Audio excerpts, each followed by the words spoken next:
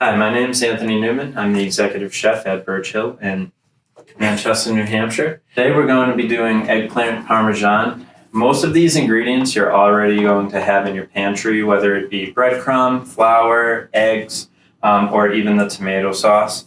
So first thing you're going to want to do is peel your eggplant. You don't have to. I think it's a better eating experience when you do. So first step is peel your eggplant. I like to cut my eggplant either on the slicer or by hand, about 3/4 to 1 inch in thickness.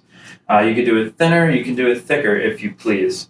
After that step is done, you're going to want to use a standard breading procedure. This is what your final product is going to look like. You don't want lumps. You don't want to see any of the eggplant, anything like that. First, you will start with a seasoned flour mixture. Salt and pepper is all I generally use for that. You want to use whole egg. You could either whisk your own, or you can just use liquid store-bought egg. And then you can use either panko for your breadcrumb. You can use Italian breadcrumb. Most people already have that. I like to use panko, run it through a food processor with some dried thyme, dried basil, salt, pepper, and grated Parmesan cheese. That's my personal preference. Again, so this is what you want it to look like once the standard breading procedure is over. Now you can begin your cooking. So the process of this is called pan frying. You don't want to completely submerge your product. I put about 1 cup of oil. This is about a 10-inch saute pan. You want it to be about 375 degrees Fahrenheit. Go in the pan with it. So depending on the size of the eggplant, you want to go 20 to 30 seconds per side because you're also going to be finishing it in the oven. So for this, I'm going to do about 20 seconds a side. You definitely want to hear a sizzle right when it goes into the saute pan. And it's going to happen very quickly. It's going to brown very quickly. And we're only trying to brown it at this stage. Feel free to check. So while this is working, you can have your pasta boiling or you can have your pasta done already. I chose to use campanelle for this certain application. That's the pasta on the bottom of this plate here. It's shaped like a horn. But again, you can use any type of pasta you would like. So that's been about 30 seconds. You're going to want to give it a good flip. Seems pretty nice and brown, so that's good. So I would say another 30 seconds before you go into the oven.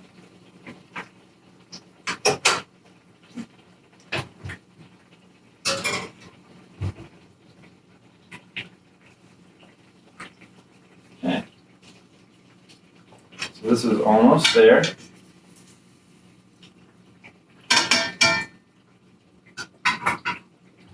So again, you have most of these right in your house, and that's kind of where I wanted to go with this whole thing.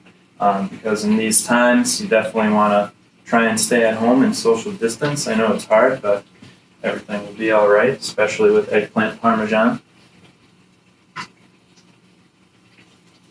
Okay. And I wouldn't use any other oil than either canola or a mixed oil. Generally, that's 90% canola oil and 10% extra virgin olive oil. That's my personal preference. So this seems to be just about done.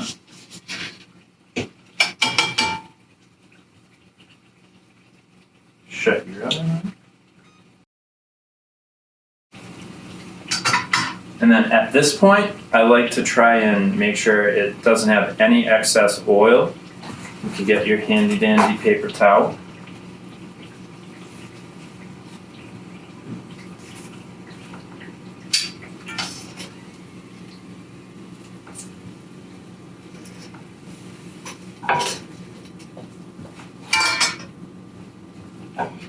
That should be your product when it comes out of the oven. Nice and golden brown, nice and even. You can see how the cheese kind of has little speckles all along there. So at that point, you're going to want to sauce it. Again, centralized right in the middle. And then a little, I like to use either fresh mozzarella or shredded mozzarella. We're going to use shredded in this application.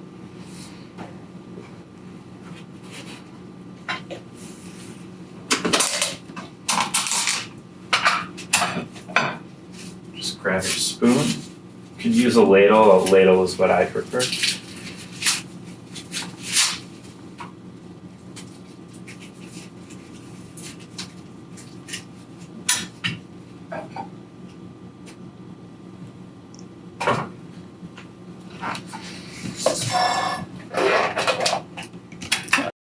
So you don't want to put too much sauce on it because you want to keep that nice crisp that you just achieved. So I like to centralize a little bit of your marinara. And then in this case, we're going to use some shredded mozzarella. You can use provolone, again, fresh mozzarella, but there's nothing wrong with this. And then once you have it to that, we're going to put it right in the oven.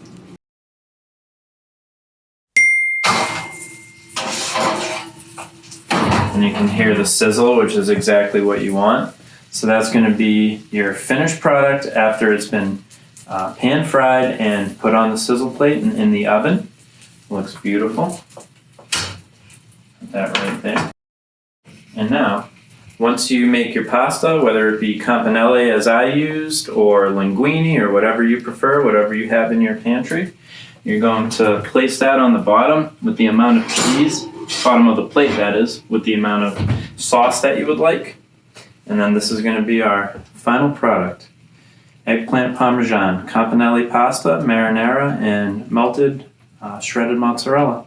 Thank you for joining in this week's installment. I hope this was a nutritious and fun recipe to learn and execute.